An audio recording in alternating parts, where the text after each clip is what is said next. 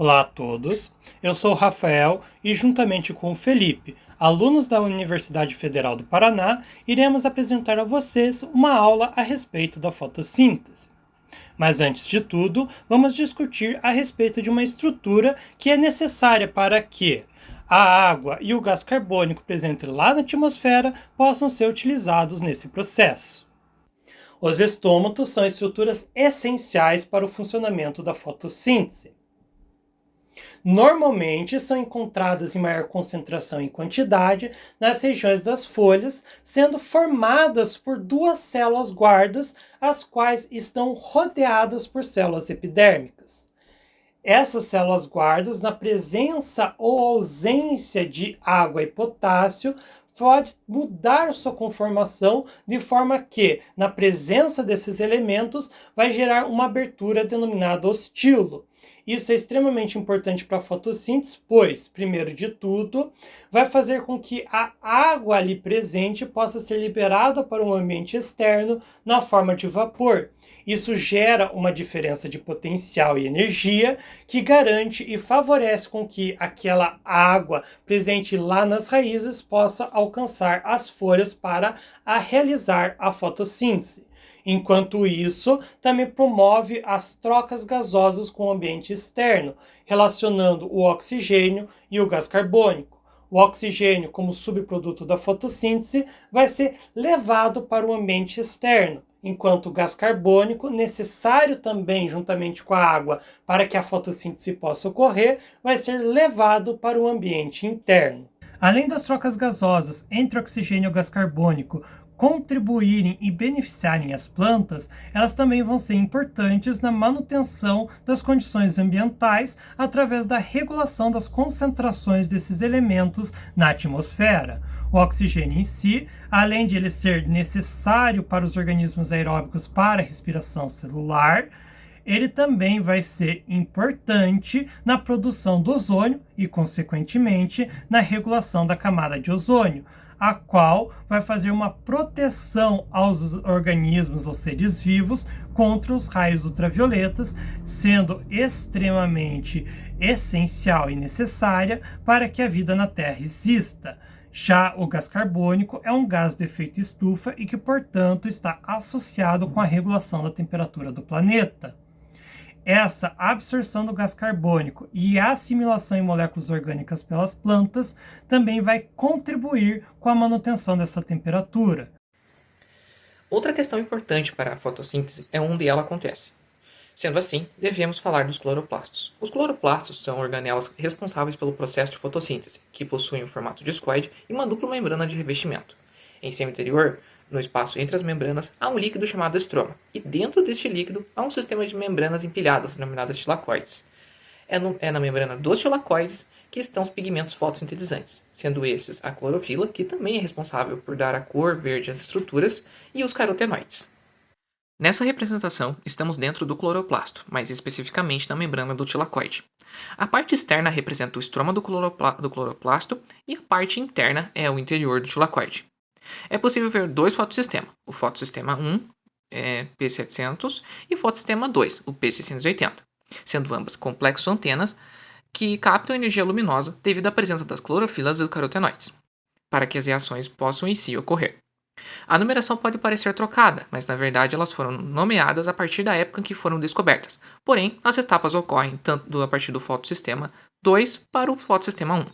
E a numeração da clorofila está relacionada ao espectro de luz em que elas respondem.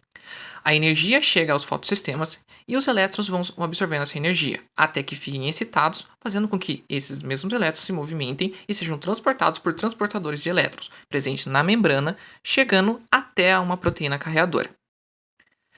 Quando a proteína carreadora recebe os elétrons, os prótons de H+, presentes no estroma, são atraídos até ela, devido à mudança de carga com a chegada dos elétrons. Quando os H+, entram na proteína, os elétrons saltam para outro transportador de elétron, também presente na membrana, enquanto os H+, são bombeados para o interior do tilacoide, aumentando a concentração de prótons no interior do mesmo. Os elétrons, então, seguem para o próximo fotossistema, que seria o fotossistema 1, que também estava absorvendo energia solar e usa essa energia para passar os elétrons para a próxima proteína de membrana, a ATP redutase. Esta usa toda a energia dos elétrons recebida para unir um NADP+, e um H+ do meio, formando um NADPH, que é um transportador de elétron da fase química da fotossíntese.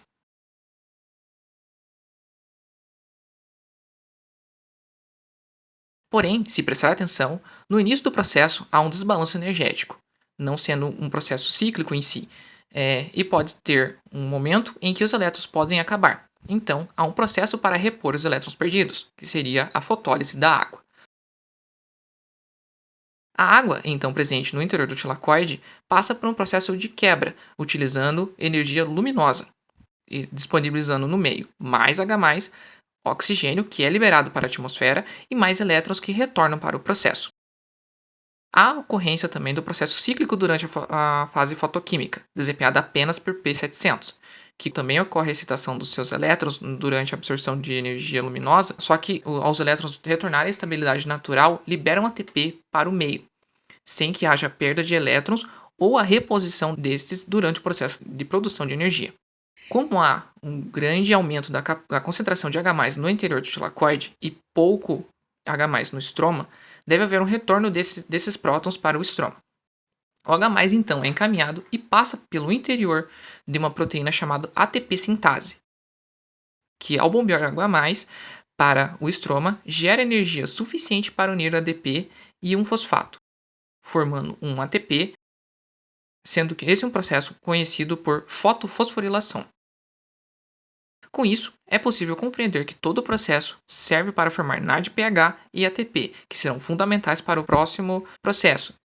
A segunda etapa da fotossíntese é a química, também denominada por fase escura, uma vez que independe da presença direta da luz para ocorrer. Contudo, ainda assim, há uma dependência da luz, já que utiliza o ATP e o NADPH produzidos na etapa fotoquímica anterior. A etapa química, ao contrário da anterior, vai ocorrer no estroma dos cloroplastos. É constituída por uma sequência de transformações químicas, sendo que observaremos aqui especificamente as do ciclo de Calvin ou ciclo C3. Lembrando que há também variações dependendo da planta, citando o ciclo C4 e as plantas CAM. O ciclo de Calvin inicia com o estágio de fixação de carbono. Nesta, uma molécula de 5 carbonos é unida a uma de gás carbônico por meio da enzima rubisco, formando uma molécula de 6 carbonos. Por ser instável, imediatamente é quebrada em duas moléculas de 3 carbonos, o 3-fosfoglicerato. É por este composto que o ciclo é também chamado de C3. Desta forma, por essa reação, permite-se que aquele gás carbônico livre que estava na atmosfera possa ser captado e assimilado em uma molécula orgânica, o 3-fosfoglicerato.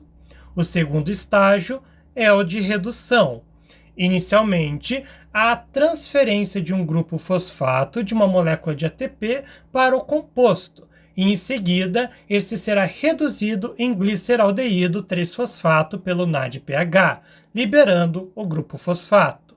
Uma menor parte desse composto pode ser direcionada para a síntese de carboidratos, como a produção de sacarose formada pela união de glucose e frutose, direcionando essa sacarose para tecidos e crescimentos.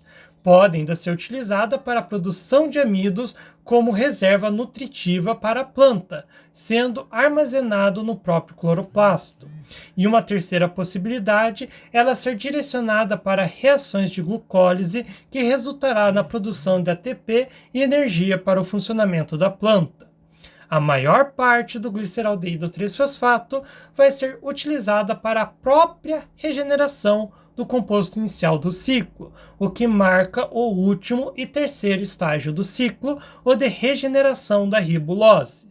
Essa fase é necessária para que a planta continue realizando esse processo de fixação e assimilação do carbono em moléculas orgânicas. O gliceraldeído passará por várias etapas de transformação para ir de 3 carbonos para 5 novamente. Finalmente, a ribulose 5-fosfato receberá um grupo fosfato de uma molécula de ATP para formar a ribulose 1,5-bifosfato, recomeçando o ciclo. É necessário 3 repetições desse ciclo para que 3 moléculas de gás carbônico sejam introduzidas no sistema, para formar uma nova molécula de gliceraldeído com 3 carbonos. E assim, tivemos uma breve noção de como funciona a fotossíntese, uma das fases do metabolismo energético essencial para a sobrevivência dos organismos fotossintetizantes. Até mais e bons estudos!